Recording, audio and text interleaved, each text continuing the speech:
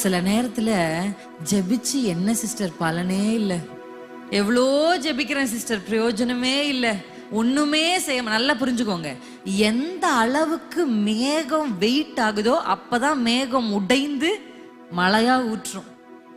ஜபம் கூட கூட வெயிட் கூட கூட தான் உடைக்கப்படும். எத்தனை பேர் நம்புறீங்க? ஹல்லேலூயா.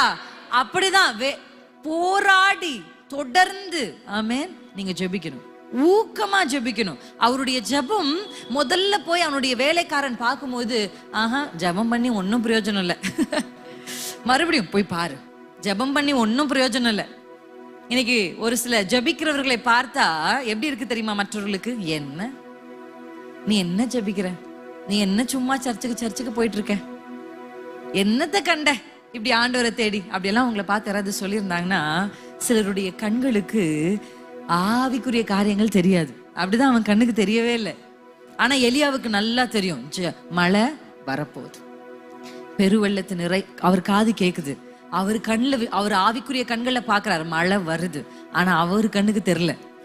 ஹல்லேலூயா. எலியா சோர்ந்து போல, நீ மறுபடியும் போய் பார், மறுபடியும் பாய், நீ பார்க்கிற வரையும் பார்த்தா கையளவு மேகம் ஒன்று எழுதி வருது. ஹல்லேலூயா. அந்த கையளவு மேகத்தை கொண்டு கர்த்தர் பெரிய கனமழையை, ஹல்லேலூயா. இன்றைக்கு உங்க ஜெபம் என்பது பார்க்கிறதற்கு அற்பமா இருக்கலாம், ஏதோ கையளவு மேகம் போல இருக்கலாம். நீங்க கர்த்தருக்காக ஆலயத்துக்கு வர்றதை பார்க்கும்பொழுது மற்றவர்களுக்கு அது அற்பமாய் தெரியலாம். ஆனா அந்த அற்பமான கிரியைகளை வேதத்துல சொல்லப்பட்டிருக்கு. சிலருக்கு பைத்தியமாய் தோன்றுகிற பிரசங்கத்தினாலே கர்த்தர் அநேகரை ரட்சித்தாராம். ஒரு சிலருக்கு பிரசங்கத்தை பார்த்தா, ஒரு சிலருக்கு ஆராதனையை பார்த்தா, சிலருக்கு சபைக்கு போறதை பார்த்தா, ஒரு சிலருக்கு ஜபிக்கிறத பார்த்தா பைத்தியமாய் தோன்றுகிறது, அற்பமா தோணுது. கையளவு மேகம் தான், இதை வச்சு என்ன செய்ய முடியும் அப்படின்னு தோணுது. ஆனா என் கர்த்தருக்கு தெரியும், ஆமென். 5 அப்பம் 2 மீனை கொண்டு 1000ங்களை போஷித்து மீதி எடுக்க செய்கிற வல்லமையுள்ள தேவன் யார் என்பதை கர்த்தர் முடிவிலே நிரூபிப்பார்.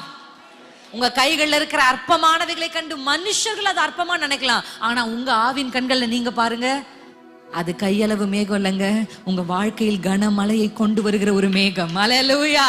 இது வெறும் 5 அப்பம் 2 மீன் இல்லைங்க, 1000ங்களை போஷிக்க போகிறது. அது ஆவிக்குரியவர்கள் கண்ணுக்கு தான் தெரியும். ஹல்லேலூயா. கைகளை உயர்த்தி சொல்லுங்களேன், மனுஷருடைய பார்வைக்கு உங்கள் வாழ்க்கையில் அற்பமா இருக்கிறவர்கள் இந்த காலை வேளையில வானம் திறக்கப்படும் பொழுது அதே அற்பமானவைகளை கொண்டு ஆச்சரியமானவைகளை, அதிசயமானவைகளை, கிரகிக்க கூடாதவைகளை கர்த்தர் செய்ய இன்றைக்கு உங்களுக்காக வானத்தை திறக்கிறார்.